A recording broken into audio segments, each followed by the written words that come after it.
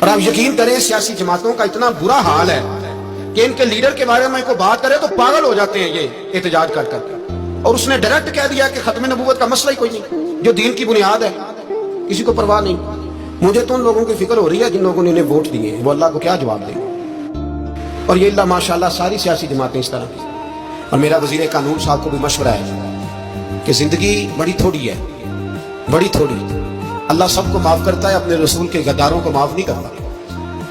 और यहाँ तुम्हारी गाड़ियों पे झंडे लगे हुए हैं, वहां भी तुम्हारे झंडे लगेंगे, पर इसलिए लगेंगे कि ये गद्दार है नामों से रिसालत। ये झंडे लगेंगे। शर्म करो और डर जाओ, बस कर दो।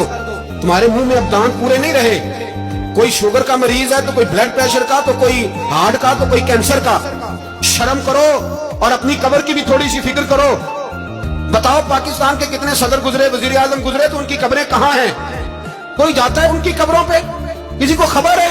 क्यों अपने लिए जहन्नम इकट्ठी करते हैं? सारा कुछ दुनियादारी रह गई है, सारा कुछ सिर्फ यही रह गया। हजरत अबू बकर सरदार थे, हजरत उमर सरदार थे कबीले, हजरत उस्मान सरदार थे। उन्होंने सरदारियों को ठोकर मार के रसूलुल्लाह के कदमों में बैठना पसंद किया। सरदारियां छोड़ के गुलाम बन गए। तुम सरदारियां बचाने के लिए रसूलुल्लाह की गद्दारी करते हो, शर्म नहीं आती? और काम शिकवा है मुझे इन लोगों से जो मौलवी तो कह देते हैं तू सियासत न कर, और किसी सियासतदान को मना नहीं करते कि जब तुझे सूरत फातिहा भी नहीं आती तो तुझे किसने इजाजत दिया इतनी बड़ी बात। और मैंने पिछले से पिछले जुमे भी कहा था, फिर कहता हूं और आन दी रिकॉर्ड कहता हूं, मरज़ई कल भी काफिर थे, आज भी काफिर और कयामत तक।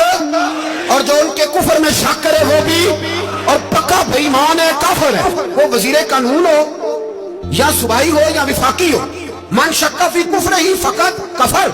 जो मरज़ई के कुफर में शक करे वो भी काफिर है। हमारे रसूल आखिरी रसूल है। हम किसी को ये इजाजत नहीं देंगे कि वो खत्म नबूवत में रखड़ा डालने की कोशिश करे। हम किसी को ये इजाजत है। और तुमने कौम को लूटा, लूटते रहो, अब ईमान पे डाके तो ना डालो।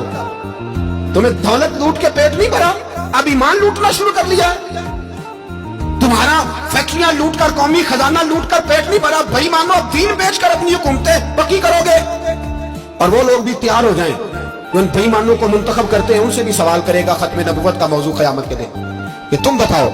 इनको सपोर्ट करते थे जो रसूलुल्लाह सल्लल्लाहु अलैहि वसल्लम के बाद भी किसी नबी को नबी मानना दुरुस्त जानते थे। शर्म आनी चाहिए, ख्याल होना चाहिए। और मैंने कहा कि हमारा दिल नहीं चाहता, आप यकीन करें। तो हमें शौक है जुलूस निकालने का, तुम्हारे खिलाफ बातें करने का।